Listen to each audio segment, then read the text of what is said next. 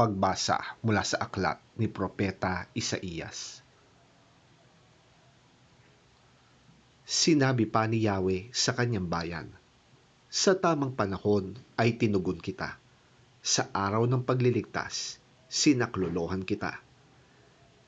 Iingatan kita, at sa pamamagitan mo, gagawa ako ng kasunduan sa mga tao. Ibabalik kita sa sariling lupain na ngayon ay wasak na. Palalayain ko ang mga nasa bilangguan at dadalhin sa liwanag ang mga nasa kadiliman. Sila'y matutulad sa mga tupang nanginginain sa masaganang pastulan. Hindi sila magugutom o mauuhaw. Hindi rin sila mabibilad sa matinding hangin at nakakapasong init sa disyerto, sapagkat papatnubayan sila ng Diyos na nagmamahal sa kanila. Sila'y gagabayan niya patungo sa bukal ng tubig. Gagawa ako ng daan sa gitna ng kabundukan, at ako'y maghahanda ng lansangan upang maging daanan ng aking bayan. Darating ang bayan ko buhat sa malayo, mula sa hilaga at sa kanluran, gayon din sa lupain ng Siene sa timog. O langit, magpuri ka sa tuwa. Lupa, magalak ka. Gayon din kayong mga bundok, sapagkat inaalin ni Yahweh ang kanyang hinirang. Sa gitna ng hirap ay kinahahabagan. Ngunit ang sabi ng mga taga-Jerusalem, pinabayaan na tayo ni Yahweh. Nakalimutan na niya tayo. Ang sagot ni Yahweh, malilimot kaya ng ina ang sarili niyang anak? Hindi kaya niya mahalin ang sanggol niyang iniluwal? Kung mayroon mang inang lumilimot sa kanyang anak, hindi ko kayo kakalimutan kahit sandali.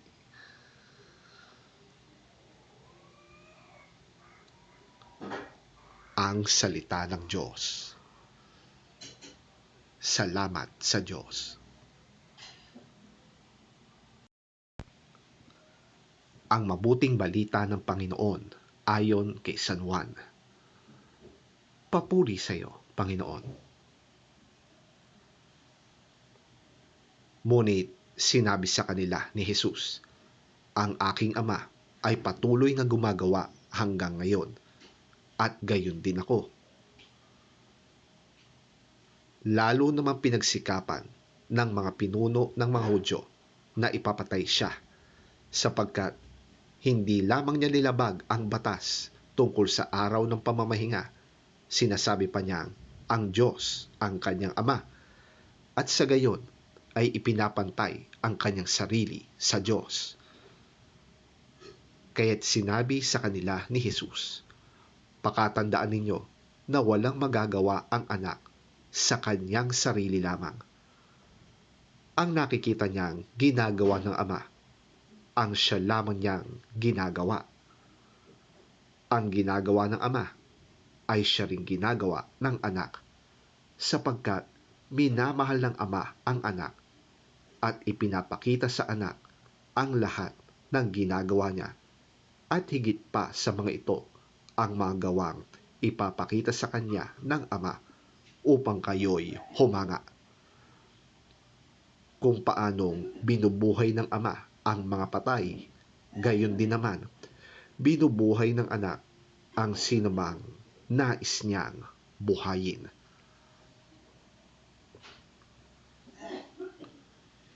Hindi humahatol kanino man ang Ama. Sa halip ay ibinigay na niya sa anak ang buong kapangyarihang humatol, upang maparangalan ng lahat ang anak, tulad ng kanilang pagpaparangal sa Ama. Ang hindi nagpaparangal sa anak ay hindi nagpaparangal sa Ama na nagsugo sa anak. Pakatandaan ninyo, ang nakikinig sa aking salita at sumasampalataya sa nagsugo sa akin ay may buhay na walang hanggan. Hindi na siya hahatulan, sa halip ay inilipat na siya sa buhay mula sa kamatayan. Pakatandaan ninyo na darating ang panahon at ngayon na nga na maririnig ng mga patay ang tinig ng anak ng Diyos at ang sinumang makinig sa kanya ay mabubuhay.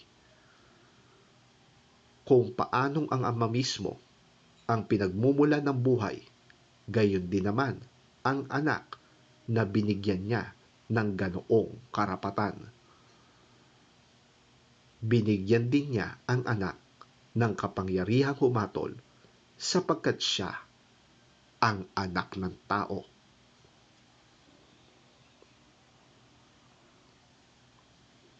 Huwag ninyo itong pagtakhan sapagkat darating ang oras na maririnig ng mga patay ang kanyang tinig. Sila'y muling mabubuhay. Lahat ng gumawa ng kabutihan ay magkakaroon ng buhay na walang hanggan, at lahat ng gumawa ng kasamaan ay paparusahan.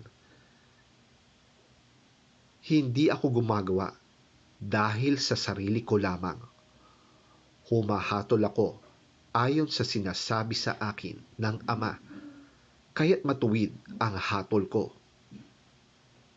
Hindi ang sarili kong kalooban ang aking sinusunod, kundi ang kalooban ng nagsugo sa akin.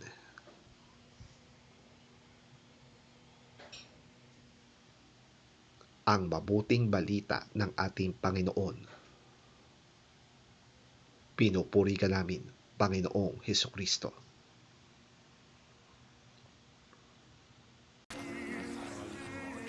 Jesus answered them, My Father is always working. And I too must work. This saying made the Jewish authorities all the more determined to kill him. Not only had he broken the Sabbath law, but he had said that God was his own Father, and in this way had made himself equal with God. So Jesus answered them, I tell you the truth. The Son can do nothing on his own. He does only what he sees his Father doing. What the Father does, the Son also does. For the Father loves the Son and shows him all that he himself is doing. He will show him even greater things to do than this, and you will all be amazed. Just as the Father raises the dead and gives them life, in the same way the Son gives life to those he wants to.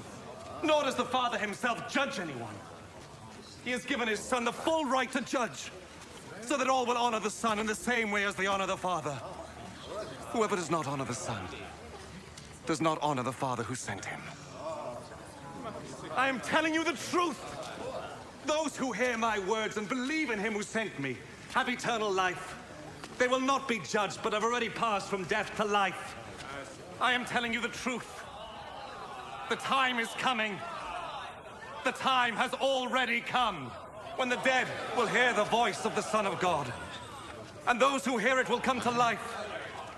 Just as the Father is himself the source of life, in the same way he has made his Son to be the source of life. And he has given the Son the right to judge because he is the Son of Man. Do not be surprised at this.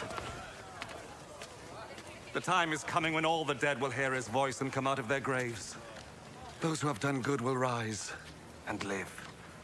And those who have done evil will rise and be condemned.